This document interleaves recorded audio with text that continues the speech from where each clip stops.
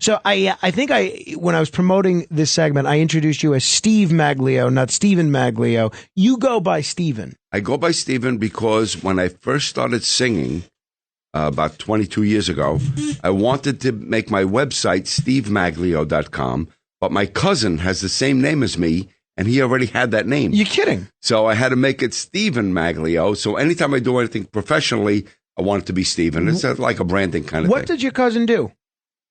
My cousin had a video store, and then he was a photographer. He should have just given you the website. He sells office supplies. He does all kinds of... Yeah, he should have given you the website. First cousin? First cousin, So you got to keep the first cousins close in case you need a kidney or something. And he comes to see my Saturday night show every single week. He's there every single week. That's terrific. Yeah. Well, I'm going to ask you about where you're performing in just a second. You have been regarded in the 21st century as really one of the most highly regarded popular crooners around. Singers. One of the? How long have you been performing this style of music? I started performing professionally in 2002. I was a late starter. I was 43 years old. And I discovered Frank Sinatra when I was 8 years old. And I always wanted to sing. And when I reached 35, I said, if I never start taking lessons and actually try to do this, someday I'm going to be 80 and I'm going to kick myself that I didn't at least try. So I started taking lessons, and then I went to some, karaoke nights, and I got a great reaction. And then I approached a friend of mine who was a saxophone player, and I said, I like to sing with some live musicians. And he said, I play with a group called Joe Battaglia and the New York Big Band. We rehearse on Wednesday nights in Astoria. So I went to one of the rehearsals, and Joe liked me, and he asked me to join the group. And I made my professional debut at Tavern on the Green with a 17-piece big band. Wow. And that's when that was in 2002. And you still perform with the big band, right? Every Saturday night at the Carnegie Club. That's outstanding. Yeah. The Carnegie Club, the cigar place? The cigar place, it's on West 56th Street. We have an 11-piece big band, and we do all the Sinatra stuff every Saturday. It's actually the longest-running nightclub show in New York City because we haven't changed one song or one joke since 2004. So I hang out at the Carnegie Club, but I usually go on Thursday nights. In fact, I had some friends there last night, but I wasn't able to get there. I'm curious, do people smoke cigars while you're performing? Yes. I have to think, though. I find a lot of times when I'll head there before a show, a lot of times, I'm smoking a cigar. It's a little different. A lot of times my voice is a little scratchy for talking for 4 hours. How are you able to sing through this wafting of cigar smoke? I stopped smoking cigarettes 20 years ago, and I miss them every single day. So I go there every Saturday night to get my fix. I just want to inhale it. I just want to get it. So you don't smoke cigars just secondhand? I buy these cheap cigars just to have something in my hand and just to, have some. But I don't smoke them anymore. If people are just tuning in, we talk with Stephen Maglio, performs every Saturday night in New York City. We're going to tell you how you could see him in just a second.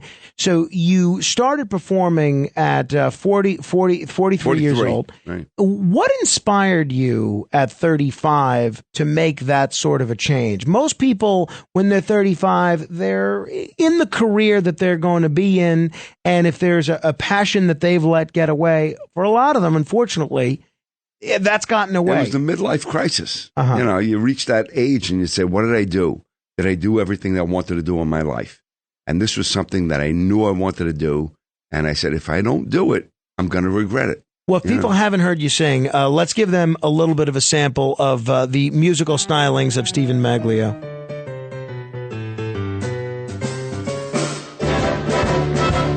You make me feel so young. You make me feel like spring is sprung.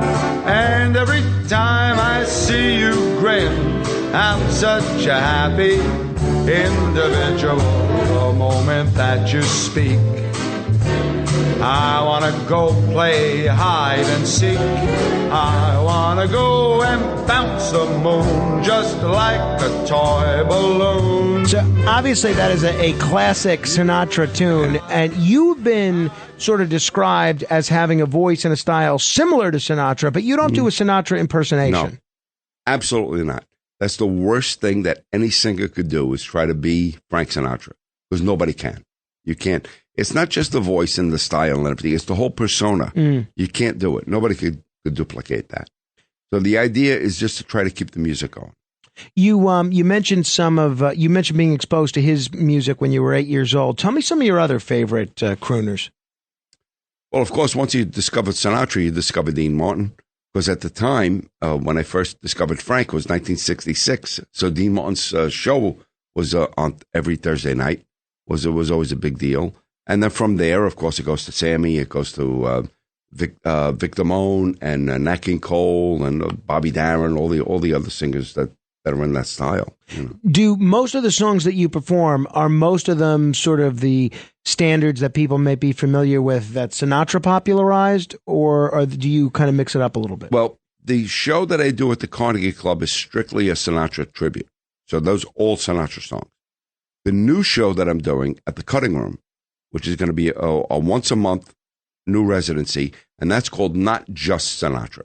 So we're doing a combination of Sinatra signature songs that everybody's used to hearing, and then some things that Frank either never recorded or that he recorded but he's not so closely related to. Like in the last show that we did, I did an Engelbert Humperdinck song, I did a Bobby Darin song, I did a Dean Martin song. So we're trying to mix it up a little bit. And every month, see, the Carnegie Club that I do, it's the same show every week. The new show, the Cutting Room show, is going to be different every single month. Wow. So you could come every month and never see the same show twice. So that's terrific. So the Cutting Room show, the first one is going to be July 27th? No, we did the first one, June 21st. Okay, well, the next one is July 27th. Next one is July 27th. So if people want to go to that, how can they do that? They could either go to StephenMaglio.com or thecuttingroomnyc.com and get tickets. But they can see you any Saturday they want at the Carnegie Club and have a cigar in the process. Absolutely, yeah. I may have to make If you come to the Cutting Room, you got to go outside to have a cigar. Yeah. Saturday's the only day that I don't have to come into Manhattan for work, so I may have to make a Saturday trip into Manhattan just to enjoy you and a cigar at the Carnegie Club, because it is a fun place to hang out. I bring everybody there. People love it. Tourists, everybody, friends from out of town, everybody loves it. The thing with the Carnegie Club is everybody loves the show, but there are some requests, and some of the most common ones are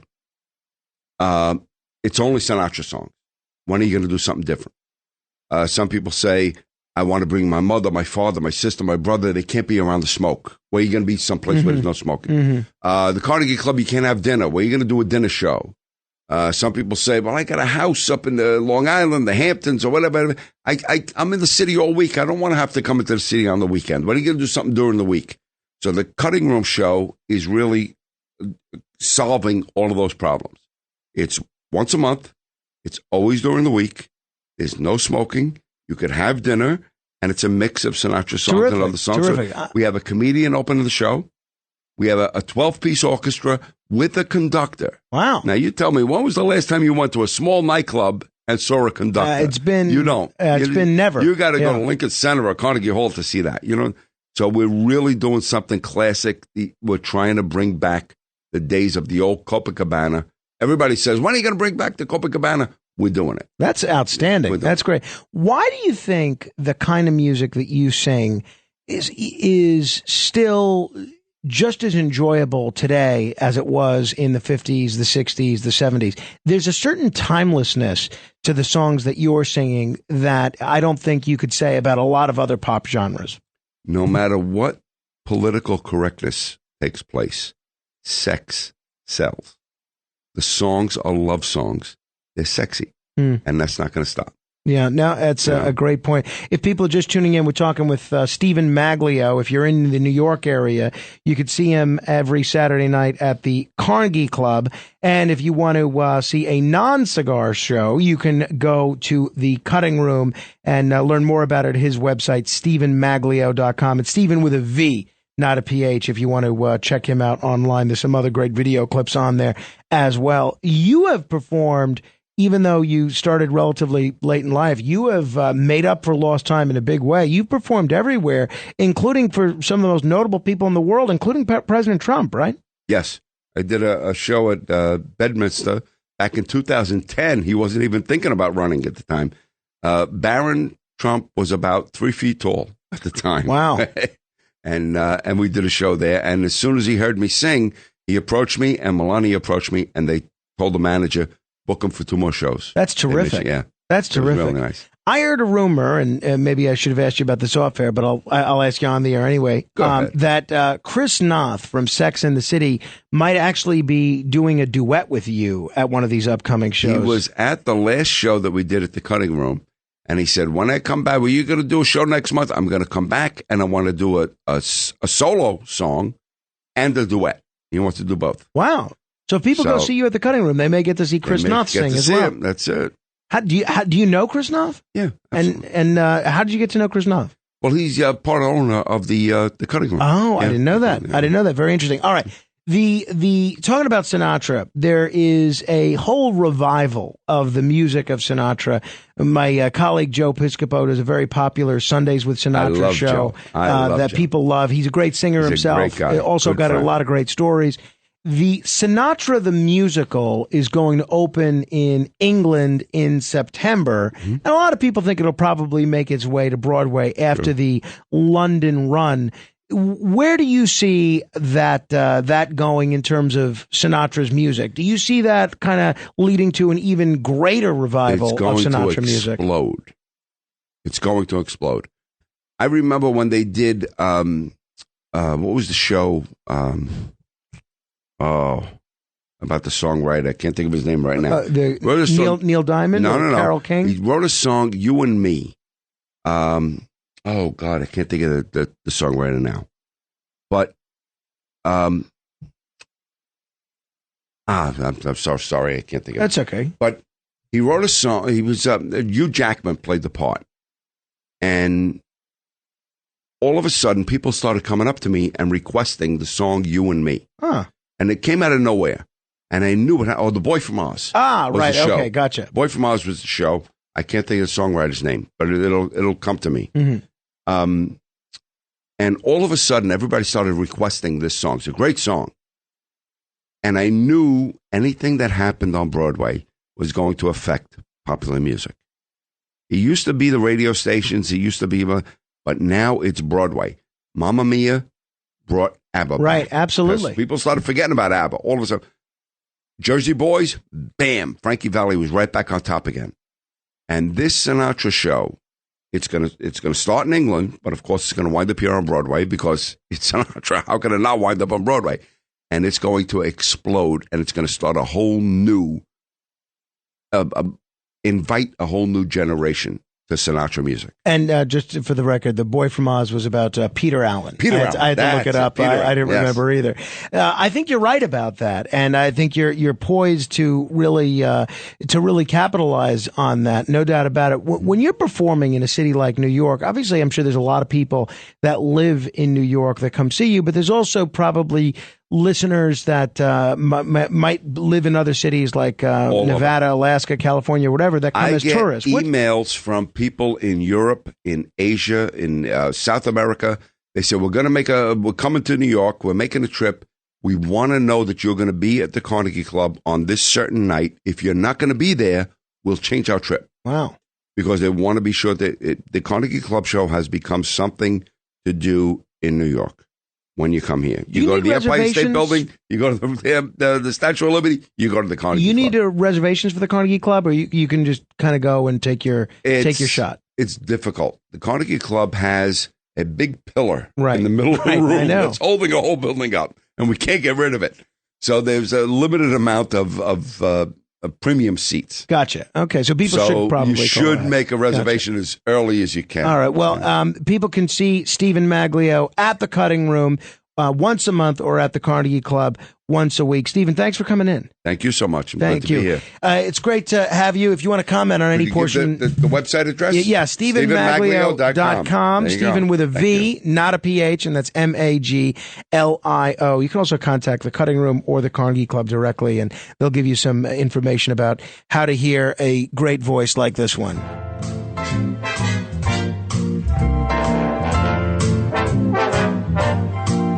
You're just too marvelous, too